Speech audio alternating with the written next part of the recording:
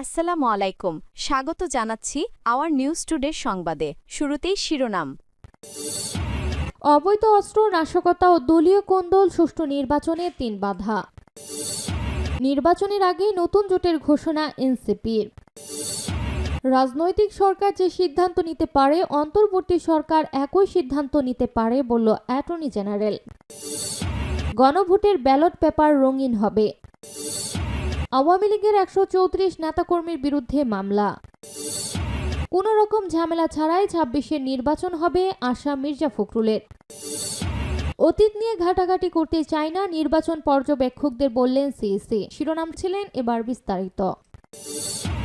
অবৈধ অস্ত্র নাশকতা ও দলীয় কুন্দল সুষ্ঠু নির্বাচনে ৩ বাধা। আগামী জাতীয় সংসদ নির্বাচন সামনে রেখে সরগরম দেশের রাজনৈতিক অঙ্গন। প্রায় ১৬ বছর পর দেশের মানুষ স্বাধীনভাবে তাদের ভোটাধিকার প্রয়োগের অপেক্ষায় রয়েছে।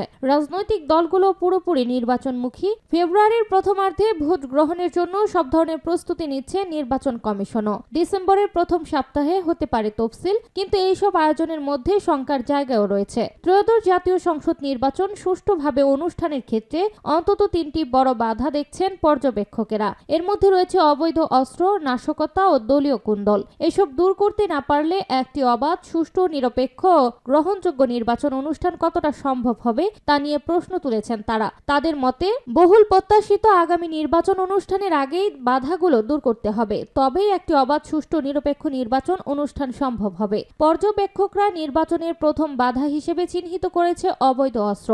গত বছরের ৫ আগস্ট শেখ হাসিনা সরকারের পতনের পর পুলিশের ৫,৭৬৩টি আগ্নেয়াস্ত্র ও ৬,৫২,০০৮টি গুলি লুট হয়। লুট হওয়া অস্ত্রের মধ্যে এখন অবধি ৪,৪২৩টি উদ্ধার হয়েছে। বাকি ১,৩৪০টি এখনও সন্ত্রাসী ও নাশকতাকারীদের হাতে। উদ্ধার না হওয়া অবৈধ অস্ত্র নানা অপরাধমূলক কাজে ব্যবহৃত হচ্ছে বলে বিভিন্ন সময় পুলিশের তরফ থেকেও বলা হচ্ছে। এছাড়া নির্বাচন সামনে রেখে সীমান্ত দিয়েও অবৈধভাবে অস্ত্র বাংলাদেশে ঢুকছে বলে অভিযোগ পাওয়া যাচ্ছে।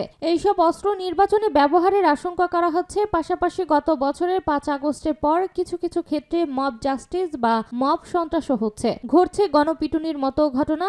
এর নেপথ্যে কারা তা খুঁজে দেখছে আইন শৃঙ্খলা রক্ষাকারী বাহিনী। নির্বাচন ঠেকাতে পতিত আওয়ামী লীগ ও তাদের সমর্থকরা নানা ধরনের ষড়যন্ত্র করছে, তাই ভোটকে কেন্দ্র করে আছে নাশকতার শঙ্কাও। এক্ষেত্রে আইন শৃঙ্খলা রক্ষাকারী বাহিনী সহ সরকারের সব বিভাগকে একযোগে কাজ করতে হবে বলে মনে করেন পর্যবেক্ষকরা। অন্যদিকে রাজনৈতিক দলগুলোর অভ্যন্তরীণ কোন্দলও ভোটের মাঠে নেতিবাচক প্রভাব ফেলতে পারে বলে আশঙ্কা করা হচ্ছে। নির্বাচনের আগে এইসব বাধা ও প্রতিবন্ধকতা দ্রুত সময়ের মধ্যে চিহ্নিত করে তার নিরসনে কাজ করার জন্য সংশ্লিষ্ট সবার প্রতি আহ্বান জানান পর্যবেক্ষকরা। নির্বাচনের আগে নতুন জোটের ঘোষণা এনসিপির। আগামী জাতীয় সংসদ নির্বাচনের ২.৫ মাস আগে নতুন রাজনৈতিক জোট আসছে এমন মন্তব্য করেছেন জাতীয় নাগরিক পার্টির মুখ্য সমন্বয়ক নাসিরউদ্দিন পাটোয়ারী। রাজধানীর বাংলা মোটরে এনসিপির অস্থায়ী কার্যালয়ে মনোনয়ন প্রত্যাশীদের সাথে মতবিনিময় শেষে সংবাদ সম্মেলনে পাটোয়ারী জানান, ধর্মীয় ফেসিবাদ, চাঁদাবাজ বিরোধী এই জোট প্রার্থী দেবে ৩০০ আসনে। রাজধানীর বাংলা মোটরে এনসিপির অস্থায়ী কার্যালয়ে মনোনয়ন প্রত্যাশীদের সঙ্গে মতবিনিময় শেষে সংবাদ সম্মেলনে পাটোয়ারী জানান, ধর্মীয় ফেসিবাদ, চাঁদাবাজ বিরোধী এই জোট প্রার্থী দেবে ৩০০ আসনে। এ সময় দলের মুখ্য সংগঠক হাসনাত আব্দুল্লাহ অভিযোগ করেন, জাতীয় পার্টিকে ব্যবহার করে ভারত ও আওয়ামী লীগ নির্বাচন বানচালের চেষ্টা করছে। জুলাই অভ্যুত্থানের পর প্রশাসনকে ভাগ বাটোয়ারার চিন্তা থেকে রাজনৈতিক দলগুলোকে বেরিয়ে আসার আহ্বানও জানান এনসিপির নেতারা। মনোনয়ন প্রত্যাশীদের সাথে দুদিন ব্যাপী মতবিনিময় শেষে এই সংবাদ সম্মেলন এনসিপির, যেখানে সংগঠনটির মুখ্য সমন্বয়ক নাসিরউদ্দিন পাটোয়ারী জানান, কয়েকদিনের মধ্যেই বিএনপি জামায়াতের বাইরে গিয়ে নতুন আরেকটি জোট দেখবে দেশের মানুষ, যারা কাজ করবে জুলাই গণ অভ্যুত্থানের আকাঙ্ক্ষা বাস্তবায়নে। এনসিপির মুখ্য সমন্বয়ক নাসিরউদ্দিন পাটোয়ারী বলেন, একটি নতুন অ্যালায়েন্স দেখতে পাবে দেশবাসী, যারা সংস্কারের পক্ষে, নারীদের পক্ষে, আলেম ওলামাদের পক্ষে, দুর্নীতি, সন্ত্রাস, চাঁদাবাজদের বিরুদ্ধে। এ সময় দলটির দক্ষিণ অঞ্চলের মুখ্য সংগঠক হাসনাত আব্দুল্লাহ অভিযোগ করেন, জাতীয় পার্টিকে ব্যবহার করে আসছে নির্বাচনকে বাধাগ্রস্ত ও দেশ অস্থিতিশীল করার পায়তারা চলছে। এনসিপির দক্ষিণ অঞ্চলের মুখ্য সংগঠক হাসনাত আব্দুল্লাহ বলেন, ভারত এবং আওয়ামী লীগের অর্থনৈতিক যে শক্তিগুলো ছিল তারা জাতীয় পার্টির মাধ্যমেই নির্বাচনকে বাধাগ্রস্ত ও দেশ অস্থিতিশীল করার চেষ্টা করবে। জুলাই অভ্যুত্থানের পর প্রশাসনকে ভাগ বাটোয়ারার চিন্তা থেকে রাজনৈতিক দলগুলোকে বেরিয়ে আসার আহ্বানও জানান এনসিপির নেতারা। রাজনৈতিক সরকার যে সিদ্ধান্ত নিতে পারে অন্তর্বর্তী সরকার একই সিদ্ধান্ত নিতে পারে বলল অ্যাটর্নি জেনারেল। রাজনৈতিক সরকার যে সিদ্ধান্ত নিতে পারে এই অন্তর্বর্তীকালীন সরকার একই সিদ্ধান্ত নিতে পারে বলে মনে করেন অ্যাটর্নি জেনারেল মোহাম্মদ আসাদুজ্জামান। সাংবাদিকদের এক প্রশ্নের জবাবে মঙ্গলবার দুপুরে নিজ কার্যালয়ে কথা বলেন তিনি। চট্টগ্রাম বন্দরে নিউ মুরিং কন্টেইনার টার্মিনাল পরিচালনায় বিদেশি কোম্পানির সঙ্গে চুক্তি সম্পর্কিত প্রতিক্রিয়া নিয়ে করা রিটের উপর চূড়ান্ত শুনানি শেষে আজ হাইকোর্ট আগামী 4 ডিসেম্বর রায়ের দিন ধার্য করেন। ওই মামলার শুনানি অ্যাটর্নি জেনারেল কি বলছেন তা নিয়ে সাংবাদিকদের সঙ্গে কথা বলেন তিনি। ব্যারিস্টার কায়সার কামাল এবং তাদের কাউন্সিল কিছুক্ষণ আগে ব্রিফ করেছেন। তারা বলেছেন তারেক রহমান যেটা বলেছে গতকালও ওনাদের কনসার্ন হবে যে রাজনৈতিক দল এসে এই বিষয়ে সিদ্ধান্ত নিক, সেক্ষেত্রে যুক্তি খণ্ডাবেন কিভাবে। এমন প্রশ্নে অ্যাটর্নি জেনারেল আসাদুজ্জামান বলেন এটা ওনাদের সাবমিশন, ওনারা বলবেন। আমাদের কথা যদি পলিটিক্যাল গভর্নমেন্ট যে সিদ্ধান্ত নিতে পারবেন এই অন্তর্বর্তীকালীন সরকার একই সিদ্ধান্ত নিতে পারেন। অনির্বাচিত অন্তর্বর্তী সরকারের বন্দর কিংবা এলডিসি থেকে উত্তরণের মতো বিষয়ে সিদ্ধান্ত নেওয়ার এখতিয়ার নেই বলে মনে করেন বিএনপির ভারপ্রাপ্ত চেয়ারম্যান তারেক রহমান। চট্টগ্রাম বন্দরের লালদিয়া কন্টেইনার টার্মিনাল নির্মাণ পরিচালনা এবং ঢাকার পানগাঁও নৌ টার্মিনাল পরিচালনার ভার বিদেশি কোম্পানিকে দেওয়া নিয়ে আলোচনা সমালোচনার মধ্যে গত সোমবার এক ফেসবুক পোস্টে এই প্রতিক্রিয়া জানান তিনি। তারেক রহমান বলেছেন একটি দেশ যেই সরকারকে নির্বাচিত করেনি সেই সরকার দেশের দীর্ঘমেয়াদী ভবিষ্যৎ নির্ধারণ করে দিতে পারে না।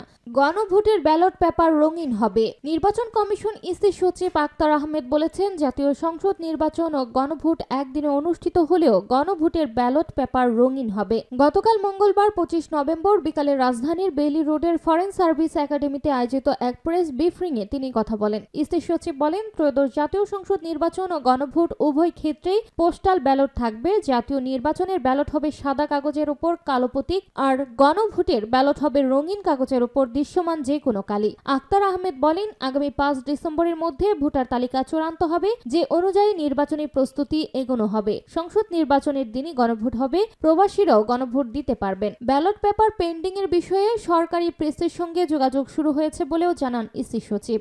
আওয়ামী লীগের 134 নেতাকর্মীর বিরুদ্ধে মামলা। বরগুনায় বিশেষ ক্ষমতা আইনে সাবেক সংসদ সদস্য অ্যাডভোকেট ধীরেন্দ্র দেবনাথ শম্ভু সহ জেলা আওয়ামী লীগের 134 নেতাকর্মীর বিরুদ্ধে মামলা হয়েছে। শনিবার 22 নভেম্বর রাতে বরগুনা সদর থানায় মামলাটি করেন বিএনপির নেতা বাদল। মঙ্গলবার 25 নভেম্বর বরগুনা সদর থানার ওসি মোহাম্মদ ইয়াকুব হোসেন বলেন গত 22 নভেম্বর মামলাটি এজাহারভুক্ত করা হয়েছে এবং তদন্তের দায়িত্ব এসআই সুহেল রানাকে দেওয়া হয়েছে। ধীরেন্দ্র দেবনাথ শম্ভু ছাড়াও মামলায় আসামি করা হয়েছে বরগুনা 1 আসনের সাবেক সংসদ সদস্য গুলাম সরোয়ার টুকু, বরগুনা 2 আসনের সাবেক সংসদ সদস্য শওকত হাসানুর রহমান রিমন, জেলা আওয়ামী লীগের সাধারণ সম্পাদক মোহাম্মদ জাহাঙ্গীর কবির, বরগুনা পৌরসভার সাবেক 3 মেয়র ও 17 জন আইনজীবী সহ মোট 134 জনকে। এর আগে বিএনপির বিভিন্ন নেতাকর্মী আওয়ামী লীগ নেতাদের বিরুদ্ধে আরও 5টি মামলা করেছিলেন। এই তথ্য নিশ্চিত করেছেন আদালতে জিআরও মাহবুব হোসেন। জানা যায় বাদী মোহাম্মদ বাদুল বরগুনা সদর উপজেলা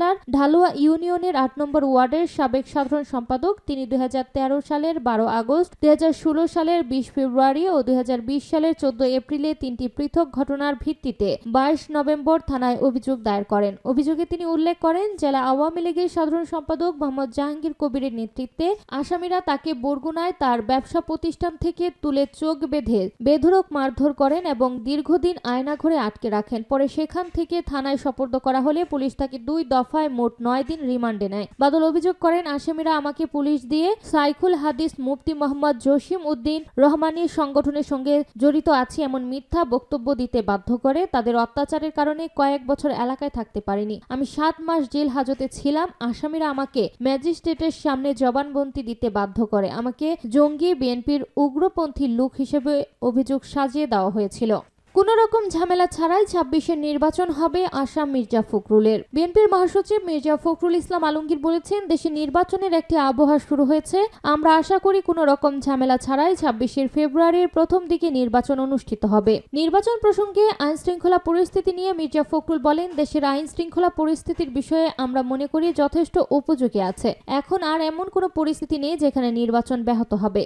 অতীত নিয়ে ঘাটাঘাটি করতে চায় না নির্বাচন পর্যবেক্ষকদের বললেন সিইসি। দেশের অতীতের বিভিন্ন নির্বাচনে যেসব নির্বাচন পর্যবেক্ষক সংস্থা কাজ করেছে তাদের অতীত থেকে শিক্ষা নিয়ে সামনে এগোনোর আহ্বান জানিয়েছেন প্রধান নির্বাচন commissioner CEC M Nasir Uddin. তিনি বলেন, দেখলাম যে এখনো অনেক পুরনো সংস্থা আছে যারা অতীতে ইলেকশন অবজারভেশনের দায়িত্ব পালন করেছে। তো আমি অতীত নিয়ে ঘাটাঘাটি করতে চাই না, আমি অলওয়েজ সামনের দিকে তাকাতে চাই। অতীতে অনেক ভুল ভ্রান্তি হয়েছে, নানা কারণে এটা হতে পারে। এখান থেকে শিক্ষা নিয়ে আমরা সামনে এগোতে চাই। নির্বাচন কতটা সুষ্ঠু হচ্ছে তা পর্যবেক্ষণের জন্য ইসির নিজস্ব তত্ত্বাবধানমূলক ব্যবস্থা আছে। তবে আগামী নির্বাচনে ইসি নিয়োগ করা পর্যবেক্ষক সংস্থাগুলোর মাধ্যমেও নির্বাচনকালীন পরিস্থিতি জানতে ও বুঝতে চায় কমিশন। সিইসি বলেন, আপনাদের চোখ যদি দুষ্ট হয়, প্রপার না হয়, আমাদের ইলেকশনের দেখাটাও সঠিক হবে না। পর্যবেক্ষক সংস্থাগুলো মাঠ পর্যায়ে যেসব জনবল নিয়োগ করবে, নির্বাচনের আগে সেই জনবলকে নির্বাচন বিষয়ক প্রশিক্ষণ দেওয়ার বিষয়ে জোর দেন সিইসি। সিইসি মনে করেন, পর্যবেক্ষক সংস্থার লোকেরা যদি রাজনৈতিক দলের সঙ্গে যুক্ত হয়ে পড়েন তাহলে খারাপ দৃষ্টান্ত স্থাপন হবে। সিইসি বলেন, যাদের নিয়োগ করবেন প্লিজ চেক করবেন যে তারা কোনো রাজনীতির সঙ্গে জড়িত